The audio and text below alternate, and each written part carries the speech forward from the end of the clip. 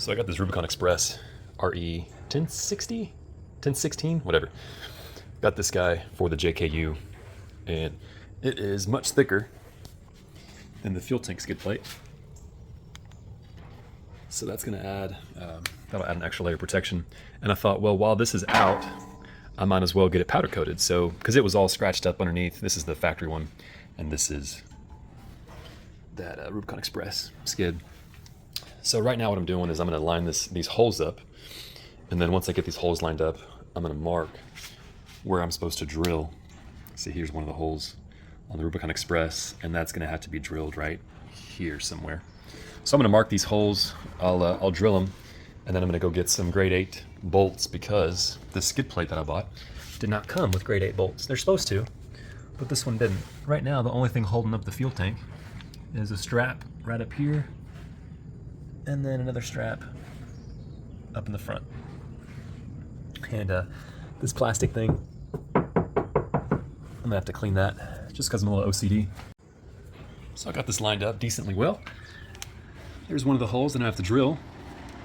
What I noticed, and something I want to remind you guys to do, you know, whenever you send your stuff off to get painted, or you're having someone do some work for you, it's always a good idea to double check their work.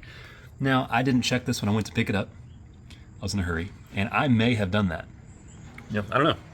And if they did do that, it's not a big deal for me to have to load this thing back up in my truck, go back to the powder coat, have them redo it. I'm just going to throw a little bit of Rust-Oleum. I'm going to hit this with some alcohol, and I'll scrub it down a little bit, and then I'll do 2 splashes of some Rust-Oleum paint can, and call that good. That's not really that big of a deal. But here you can see another one of the areas that the hole is going to have to be made. And then these holes lined up perfect. This guy down here lines up really well. These 2 up here, they're lining up pretty well too. It doesn't have to be exact, because you're going to be able to have a little bit of play. You know, you're going to have like 2 or 3 millimeters of play that you're going to be able to work with. So right now what I'm doing is I'm just going to be marking where I need to drill a 3/8 of an inch hole, and then I'll take off the factory tank from this creeper that I'm using, and then I'll drill these 3 holes. Well, hindsight being what it is, I've got my holes drilled, and it dawned on me that what I should have done was mocked it up, drilled my holes like I just did, but then send it to the powder coater. Because I'm sure that whenever I end up putting the nut and bolt on here, it's going to end up taking off this Rust-Oleum that I'm putting on there, and so thus begins, you know, the rust. And admittedly, it's a little obsessive at this point, because I know when I go off-road, this is the front, when I go off-road, you know, water and grit and dirt is going to get inside here, and eventually it's going to make its way between this skid plate and the factory skid plate, and then the rust will begin and all that stuff, right? So that being said, from an OCD perspective, I really should have mocked up my holes first, and then after I drilled them, taken this whole thing to the powder coater.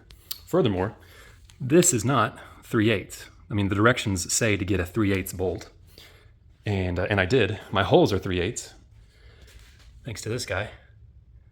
But the hole that's on the Rubicon Express skid plate is bigger than 3/8. So I don't know what it measures, but I could have probably gotten a 5/8. So the nut does not fit in there, but if I take the nut off, you can see that there's plenty of room for this 3/8 of a bolt. Sure, I got washers, and yeah, I'm gonna use red Loctite, and the reason why is because I see no reason to separate these 2. In fact, if I was gonna get real OCD with it, I would end up welding that to the factory skid plate. It's just, you know, if I need to remove this skid plate, I'm going to remove the whole thing, right? There's no sense in me having to get under there unless I'm relocating a fuel tank, which means I'm making a custom fuel tank because maybe I'm, you know, doing something with the suspension, or something's wrong with the plastic factory tank and I need to replace it or whatever. So really welding these 2 together, that'd kind of also be the way to go. Anyway, I'm blabbing. Let's get to it. I'm out here painting, touching up, so I can put the skid plate underneath the Jeep. Minding my own business. This guy. Look at the size of this guy. What's up, little dude? Oh, you're alive. All right, be free. Oh, he flies too. Okay, he was alive. I resuscitated him. I'm getting a little creative with this one because I put some tape on here, and that's because I don't want the nut to fall down in this valley, and then I got to start trying to fish it out, and then I got to take this thing off and like tip it over. Yeah, I don't even want to get into that. So, if anyone's going to follow in my footsteps, first off, I recommend just welding the whole thing. Just take it to a welder, and then have it powder coated. But if not, then yeah, put some tape back. So again, in hindsight, if you guys can see that, but the bolt is touching the factory fuel tank. So maybe I was supposed to angle this bolt up. So that's kind of a bummer. I really don't want that thing to screech and make noise and stuff like that. So yeah, hopefully that's not gonna happen. If it does, I'm gonna have to take this bolt out, and instead of getting a 1-inch long bolt, I'll probably just get like a 3/4 inch bolt. Unfortunately, Rubicon Express on the instructions said that this takes 1-inch long bolts. That's fine on that side, but here on the passenger side, it's just too long in my opinion. Or I could have added another washer. Could go to the hardware store and get another washer. So it's been a couple days. Today is Tuesday, and I got that skid plate installed on Sunday. I'll show a video, like a part 2, this is part 1. I'll show a video in part 2 of it installed, but I mean, you just Google what a Rubicon Express skid plate, fuel tank skid plate, looks like on a JKU, and it's the same. It's nothing really different. I used bolt heads on the passenger side. I forget the name of those bolt heads, but they're not a hex head like I used on the passenger side. On the driver's side, there's 2 in the rear, if I remember correctly. And I used a bolt head that is conical. I think that's the word. So basically, if a rock was to ever get wedged somehow between my drive shaft and the fuel tank skid plate, it'll slide off a little bit easier with those conical bolt heads that I used. So yeah, I didn't use a hex head, which is my preferred. I prefer to use a hex head. I think I get a better purchase whenever I've got my socket on there. Anyway, I'm making this section here after the install because I had to cut the L bracket. There's an L bracket on the passenger rear of the skid plate, of the Rubicon Express skid plate. And it's the rearmost L bracket on the Rubicon Express skid plate that I had to completely cut off. You probably won't have to do that.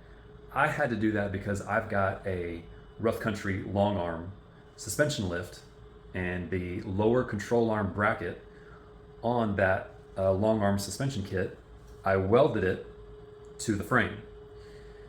So that L bracket, where it's supposed to mount, and you would take the existing factory 18mm bolt and you would put it on the L bracket, which would then also have, if you go back in the video, you'll see what I'm talking about, that I'm missing the L bracket on my factory skid plate, and all you see is the Rubicon Express L bracket. I didn't realize that. My installer that welded the Rubicon Express long arm kit to my frame at my request, because the Rubicon Express is a bolt-in long arm kit, but I wanted it welded for extra security. So where he welded it is exactly where Rough Country has the lower control arm bracket going for the rear passenger side. And unfortunately, that was in the way for me, so I had to cut off the L bracket. And moreover, where this turns into a first world problem, the lower portion of that Rubicon Express skid plate, it has a little bit of a lip, right? You got the bottom of the skid, and then it kind of lips up a little bit, where it kind of protects a little bit more of the sides of the factory skid plate. Well, that lip is now making contact with my frame. So what I'm worried about is, and I haven't test driven it yet, because I had to go to work and stuff, of course, this week. But what I'm concerned is I'm gonna be driving on the highway or driving wherever, and it's gonna be making contact and making screeching noises, like a metal on metal screech noise. So I'll update you guys in the part 2 of that video. And in the part 2, you'll also see that I'm using the rock hard bolt protecting sliders on the front 2 bolts of the Rubicon Express skid plate. In fact, every single bolt that is exposed to potentially being hit by a rock is going to have the rock hard bolt protectors on there, so the rock will just slide over it rather than smacking the crap out of your bolt. And then if for whatever reason you try to put your socket on that bolt, well, you can't, because the bolt head is, you know, the factory ones, they're those hex heads, and so it's going to get crunched by a rock, and so these will protect that. Unfortunately, they're really expensive for some reason. Couldn't tell you why. I guess because maybe those guys are the only game in town besides Barnes 4-wheel drive, who also makes one, but the Barnes just doesn't look as good, doesn't look as flush as the ones from Rock Hard. I think it might be Rock Hard Engineering. You guys will Google it, and I'm sure you guys will correct me in the comments. Anyway, all that to say this: if you have a lower control arm bracket welded anywhere near that area, don't do what I did, because that install took me 3 days. Now, mind you, I stopped to eat and did other things, of course. Dude, it took me 3 days by myself, and you ought to get a helping hand. Now, I had a helping hand thanks to Clay, and I'll put a link down to his TikTok channel. Thanks to Clay, he helped me get the factory skid plate off of the fuel tank, and that was a bear. Him and his son really helped. There's no way I could have done that by myself. But getting it on by myself, that was just an absolute chore.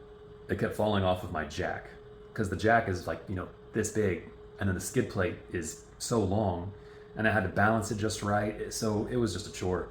And now, if this does end up screeching and scraping and making a whole bunch of noise on my frame, well, I'm gonna have to cut off that section that's touching the frame where I welded the lower control arm bracket.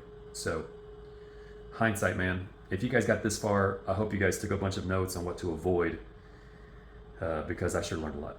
Hope it helps.